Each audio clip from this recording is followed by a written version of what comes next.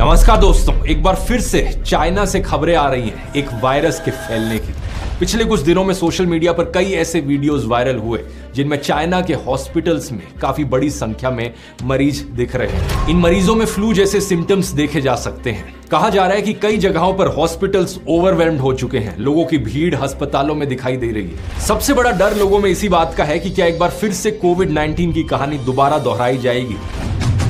5 साल पहले पूरी दुनिया में जो कोरोना वायरस फैला था उसका ओरिजिन चाइना के वुहान शहर की एक मार्केट में हुआ था। अब चाइना की सरकारी न्यूज वेबसाइट ग्लोबल टाइम्स के हिसाब से नॉर्थ चाइना के एरियाज में बीजिंग का शहर, चोंगकिंग का शहर, साउथ चाइना में गुआंगडोंग का शहर, यहां पर इस वायरस के सबसे ज्यादा केसेस देखने को मिल रहे हैं। इस वायरस का नाम है HMPV, full form human Meta Numa virus. ये नाम सुनते ही सबसे पहली चीज लोगों के दिमाग में आती है कि अब ये क्या कौन सी नई बीमारी आ गई, ये कौन सा नया वायरस आकर टपक गया। इसके फैलने का स्केल कम है। एक्सपर्ट्स का कहना है कि इस स्टेज पर जो आउटब्रेक देखने को मिल रहा है ये आउट ऑफ ऑर्डिनरी नहीं दिख रहा। कई देशों में अक्सर सर्दियों में एक खराब फ्लू सीजन देखने को मिलता है जहां पर ढेर सारे लोग फ्लू से इन्फेक्ट हो जाते हैं। ऐसे ही चाइना में एक खराब HMPV सीजन देखने को मिल रहा है एक्सपर्ट्स के हिसाब से। अब इंडियन मीडिया ने इस न्यूज को बहुत ही बढ़ा चढ़ाकर दिखाया। ऐसे दिखाया मानो कि दुनिया में एक और पैंडेमिक आने वाला हो और दुनिया भर में दोबारा से लॉकडाउन लगने वाला हो। एक बार फिर टेंशन बढ़ने वाली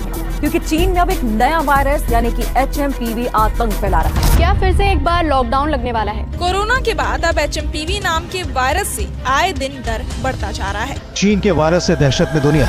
एक एक केस न्यूज में रिपोर्ट किए जाने लगे कि देखो HMPV का पहला केस बैंगलोर में देखने को मिला। 3 महीने की एक बच्ची और 8 महीने का एक बच्चा HMPV पॉजिटिव मिला। A case of HMPV has now been detected in an 8-month-old child at a private hospital in Bengaluru. इन दोनों केसेस में कोई इंटरनेशनल ट्रैवल हिस्ट्री नहीं थी। इन बच्चों ने कहीं बाहर ट्रैवल नहीं किया था देश से, जिससे एक बार फिर से साबित होता है कि ये कोई नई बीमारी नहीं है। इसके बाद एक केस गुजरात में 2 महीने के एक इन्फेंट में देखने को मिला और 2 केसेस तमिलनाडु से आए। फिर गुजरात में ही एक 80 साल का आदमी भी HMPV पॉजिटिव मिला, लेकिन इन सभी केसेस में से एक ने भी इंडिया से बाहर ट्रैवल नहीं किया था। WHO की former chief scientist Soumya Swaminathan ने कहा कि HMPV कई सालों से इंडिया के लोगों को हो रहा है, लेकिन इसके बारे में ज्यादा बात नहीं होती थी। अब बात होने लगी, मीडिया ने बात को बढ़ाया तो लोग शॉक हो रहे हैं। I think people have not heard about this name very much. Therefore, perhaps it's come as a bit of a shock. And it's all local. It's not that it's come from outside or it's come from China. Or Okay. It's been circulating in India for many years. इन्होंने ये भी कहा कि HMPV कितने लोगों को हुआ है, इस नंबर का काउंट रखना मीनिंगलेस है, इसका कोई पर्पस नहीं है। लेकिन एक सवाल फिर भी यहाँ बनता है कि चाइना की ये खबरें आज 2025 में फिर कैसे पॉपुलर होने लगी। इसके पीछे कुछ हद तक कारण है चाइना की जीरो साल 2019 में ही हुआ था। यही कारण है कि उसका नाम कोविड-19 रखा गया और ऐसा माना जाता है कि चमगादड़ों से ये वायरस निकल कर आया था। वही HMPV के केस में साइंस डायरेक्ट एक रिसर्च पेपर के हिसाब से ये वायरस आज से 200 से 400 साल पहले चिड़ियों में ओरिजिनेट हुआ था। लेकिन तब से लेकर अब तक ये वायरस खुद को बार बार बदलता रहा और अब ये वायरस चिड़ियों को इन्फेक्ट नहीं कर सकता। नेदरलैंड्स के देश में साल 2001 में पहली बार आइडेंटिफाई किया गया कि ये इंसानों को इन्फेक्ट कर सकता है और वहीं से ही इसकी शुरुआत हुई, आप कह सकते हो। अब ऐसा नहीं है कि वायरस इतने सालों से छुप छुप कर बैठा था और 2025 में अचानक से चाइना में उभर कर आ गया हो। नहीं, ये वायरस हर सीजन के दौरान देखने को मिलता था। लोगों को ये वायरस अक्सर होता है, उन्हें लगता है नॉर्मल खांसी जुकाम हुआ है और कुछ दिन बाद वो खांसी जुकाम अपने आप ठीक हो जाता है और उन्हें पता भी नहीं चलता कि उन्हें HMP वायरस हुआ था। यही कारण कि इसे एनोनिमस वायरस भी कहा जाता है। ये एक रेस्पिरेटरी वायरस है, यही कारण कि कॉमन कोल्ड और इन्फ्लुएंजा से इसके सिम्टम्स इतने मिलते जुलते हैं। एग्जैक्टली बात करी जाए तो जिन लोगों को ये होता है उन्हें बुखार हो सकता है, खांसी हो सकती है, नाक बंद हो सकता है